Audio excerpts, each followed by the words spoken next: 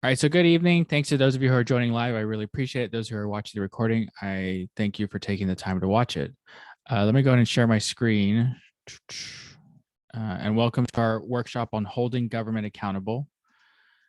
This workshop is a series that's focused on how individuals inside and outside of government hold it accountable to the Constitution, federal and state laws, and regulations. So our workshops are about 30 minutes. We'll have this presentation portion, and then I'll stop the recording so those of us who are here live can have a discussion for the remaining time. Now, we are in week 6. So over the past 5 weeks, we talked about student power, local government, semesters of study in Sacramento or Washington, D.C., the building, aka the California State Capitol. And last week, we talked about state boards and commissions. Today, we'll be talking about the Hill, which is the fray, or what we call Congress. So let me go ahead and jump to that slide, and I'll get this set up. Okay, so week 6, the Hill. Now, this is a picture Thursday, November 5th, 2009. Dang, 13 years ago, almost. So this is Myra and I's first morning walking in the nation's capital. So a little bit of backstory. I went to community college, transferred to UC Merced, and then I went to go work in the state capitol for then Lieutenant Governor John Garamendi. In early 2009, he decided to run for Congress because a seat opened up. We had an election in September. He got the most votes, but he didn't get a majority, so we had to go to a runoff. And the runoff was decided on Tuesday, November 3rd. By that nighttime, we knew he'd won. So Wednesday, Myra and I packed up all our stuff that we had in a room in Sacramento, stuffed it in our car, and we drove to the airport. Actually, we woke up campaign night or campaign the next day in a hotel room. And then we drove to Sacramento, picked up our stuff, and then we left the car at the airport and we got on a plane to go to work. We didn't get into DC till like 10:30, 11 o'clock Eastern time. We didn't get to our hotel room by like 1-ish. Didn't fall asleep till like 2:30, 3 o'clock in the morning because we were still on California time. So 12 o'clock over here is 3 a.m. over there. And we woke up and took a shuttle from the hotel room to Union Station. And this is us walking from Union Station, train station, towards the U.S. Capitol. So I took a picture of that. All right, so what are our learning objectives with this workshop? First is to define the Hill. Secondly is to search congress.gov for legislation. Third is to search the federalregister.gov for regulations. Next is to identify part of the information ecosystem of the Hill. And then lastly is to identify a job opportunity on the Hill. So what's the Hill? The Hill is short for Congress. And Congress is defined as a bicameral legislative branch of the United States federal government with the Senate consisting of 100 senators, 2 senators representing each state of the union, and then a House of Representatives, which has 435 members, which each state has a varied number of representatives. Here in California, we have 53. We're going down to 52 based on apportionment or reapportionment. Other states like Texas and Florida have 20 plus representatives, and other states like Montana have or Wyoming have 1 representative. So this is a picture of Myra and I. So me on the left. So this after that first picture of us walking towards the Capitol, I said, hey, we have to stop and take a picture of us actually being in front of the building. So she took a picture of me on the left, and I took a picture of her on the right. So first things first, let's look at congress.gov. So congress.gov is the website where you can find existing legislation and past legislation that was introduced or that became law. So what I'll do is I'll go ahead and exit out of this for a moment, and we'll go to congress.gov. And I'll post a link in the chat for those of you who want to check it out. So when I worked in Congress, congress.gov didn't exist as it exists today. It is a far more robust and easily navigatable website. And there's a lot of information here. So I just want to point out a couple things. Obviously, here's the website. We can browse through things: legislation, congressional record, committees, and members. So say we're interested in some topic And we want to see if there's any legislation that's been introduced in this Congress or in prior Congresses on that topic. So I'm going to type in solar panels because I've been talking about that or thinking about maybe getting solar panels on the house. And so it's like, hey, let's check it out, see what's going on. So within our search, which is solar panels, and we're looking in the current Congress, the 117th Congress, or the 2021 to 2022 Congress, we'll see here that there's 46 pieces of legislation that have been identified, 19 committee reports, 84 committee meetings, 6 committee publications, 88 congressional records. And say we wanted to expand our search, not just to the current Congress, but to the past Congress, the 116th. So we click on that and our search results would expand further. We could also look at legislation that was introduced in the House or introduced in the Senate or any joint legislation, and then we can continue to like filter through these results. So what I'm interested in is the current Congress, and I'm going to uncheck all the findings that are not legislation. So these 4 here, and we'll go ahead and take a look. And let's take a look at HR 5423, the Solar Energy Manufacturing for America Act. Go and click on this. Well, before I do, I have a couple of things. HR stands for House of Representatives, 117th Congress. This is the title of the bill. This is the sponsor. So this is the person who is the Congress member who wrote it and has introduced it. If we click here, we can see the number of co-sponsors or who they are. It's 15 of them. Committees is where is the legislation assigned to. So committees are the workhorses of the Congress, and each member of Congress will sit on different committees and largely based on their interest or their expertise. And then here we have the latest action, which is where it's been referred to. So at this point, it's been introduced. It would go through a very long or short process depending on the urgency of it. Get through the House, get through the Senate to the president, and the president can decide whether to sign it or veto it. So why don't you just click on this bill, and it gives you far more information, like what's a summary of this legislation. So I'll just read this line here. It says this bill allows a new tax credit for the production, sale of certain solar equipment produced and sold in a taxpayer's trade or business. If we wanted to read the text of the bill, we can click on text, and it'll show us what that text is. We always have this enactment clause. We'll have a short title. We'll have what this is, and then any changes made to existing law. So this is the change being proposed. So it's a lot of stuff here. And then any effective date. So in this case, a lot of information. We can click on actions, which tells us what's happened to it. In this case, it'll tell us it's been introduced and probably hanging out in a committee somewhere. So congress.gov lets you explore for existing legislation or past legislation, among many other things. So it's a go-to resource. Next, we'll look at the Federal Register. So you might be asking, Federal Register, what's this? Well, this is where everything, any rule or regulation that is being produced by any federal department, agency, or commission has to be published. So sometimes a lot of people are critical, like, oh, I don't know what the government's doing, or the government's too big, or so on and so forth. It's like, no, like all the information's public. Now, when I worked in Congress, we would get paper copies of the Federal Register every day. So I got there, and about a week into the job or 2 weeks into the job, I got, this person came by and delivered the Federal Register. I was like, what's this? I started reading it. And then every morning, Monday through Friday, except holidays, this little booklet came up. Sometimes it was thin, sometimes it was thick.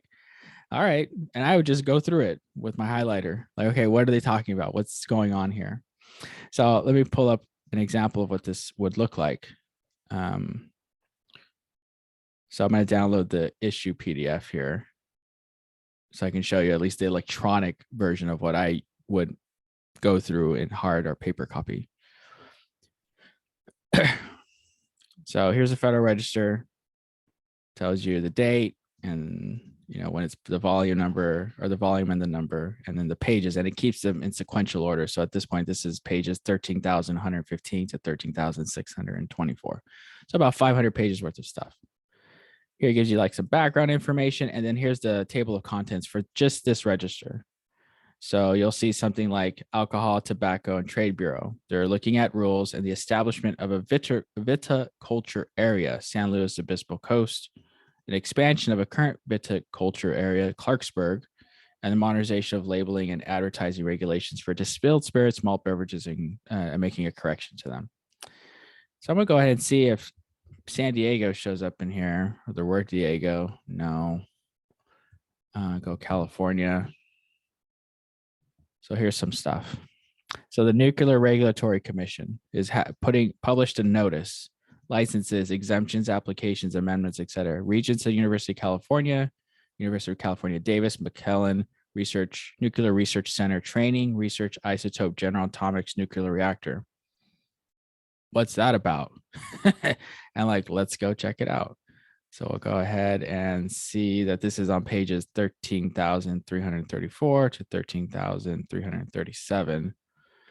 And I'm just going to go ahead and type in McClellan because there's not too many other things named McClellan.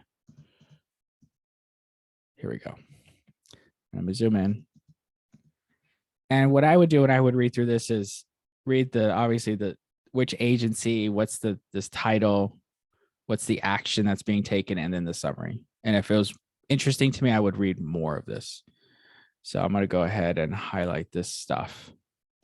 And let's see if we can have it read to us. Hopefully. It might struggle. And it looks like it is struggling. So I'll read it. Summary. The U.S. Nuclear Regulatory Commission staff accepts and dockets an application for the renewal of a facility operating license R-130 submitted by the Regents of the University of California, the licensee, dated June 11, 2018, as supplemented on July 6, 2020. The renewed license would authorize the licensee to operate University of California Davis McKellen Nuclear Research Center, training, research, isotope, General Atomics, nuclear reactor at a maximum steady state thermal power of 1.0 megawatts for an additional 20 years from the date of issuance. The University of California Davis MNRC TRIGA nuclear reactor is located on the former McClellan Air Force Base, approximately 8 miles northeast of Sacramento, California. Because this application contains sensitive, unclassified, non-safeguards information, SUNC, and order imposes procedures to obtain access to SUNC for contention preparation. So this is one of many rules, notices, amendments that are being published. In this case, there's 105 documents for 51 agencies. There's 78 notices, 1 presidential document, 6 proposed rules, and 20 rules that are being issued. That's just one, right? The key here is that it's public. So you can search for things that you might be interested in, and you can see if there's any rules, regulations that are being developed on those topics of interest. Next, going back to our slides, we have a range of places where you can learn about different, let's see, these are job postings or news sources for the Hill. Let me change the design a bit because I lost the text. So if you want to learn about more the insides of Congress, the Hill and political or news sources, Open Secrets is basically a user-friendly website to see who's donating to who and the like. Roll Call is also a news source, and then Legistorm would allow you to see what the pay is and the benefits that members of Congress and the staffs receive. So there's a lot of places to find information about what's going on in Congress. Additionally, there's a couple of other institutional organizations or governmental organizations that will help you learn more about what's going on in Congress. So the Congressional Research Service is like the go-to research body for members of Congress and their staffs, and they only work for members of Congress and staffs. They don't take queries from the public. What's happened since I was there till now is that the reports that CRS published were typically not available to the public, but that changed in the past 5-10 years. So now you can go to CRS's website and they have a link to their reports, and then you can go in and search for their public reports, which we'll do in a moment. You also have the Congressional Budget Office, which offers nonpartisan analysis to the Congress. The reason for this body was that the Congress wanted to be on equal footing when it came to budget compared to the president, because the president has what's called the OMB, or the Office of Management and Budget, where they do a lot of this technical analysis on budgets that are being proposed. The Congress wanted to have the power to also analyze budgets, so they established the CBO for themselves. We have the Government Accountability Office, which basically will investigate government's actions and produce reports. They'll conduct audits and other things, so they really get into the nitty-gritty of how things are working or not working, and then making that available to the public, members of Congress, so they can use it as they see fit. And then lastly, congress.gov, as we searched earlier, one of the options was congressional reports. So any congressional reports that are published are located there.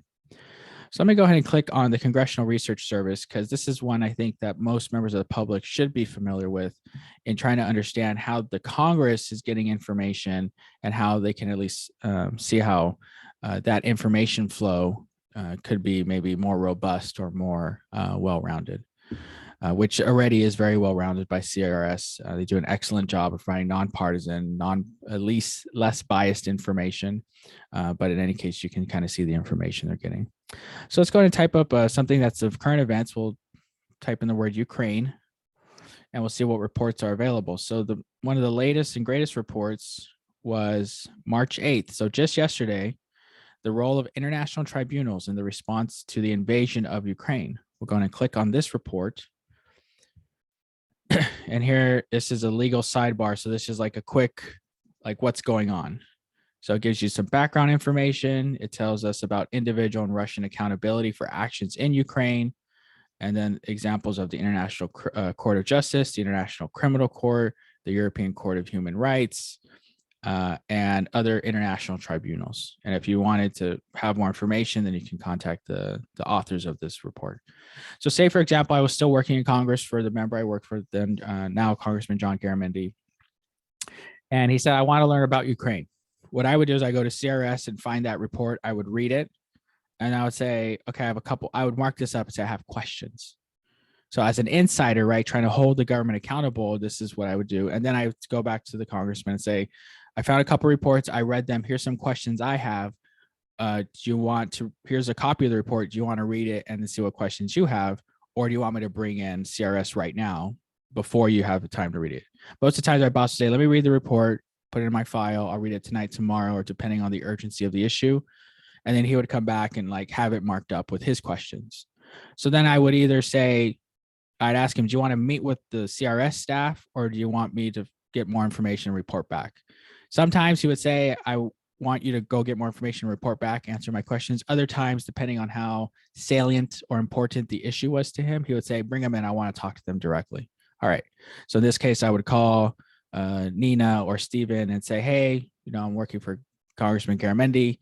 He'd like to talk to you about this legal sidebar you guys produced on Ukraine. He has these questions, but he wants to ask you a few more in person. All right. When can we be there?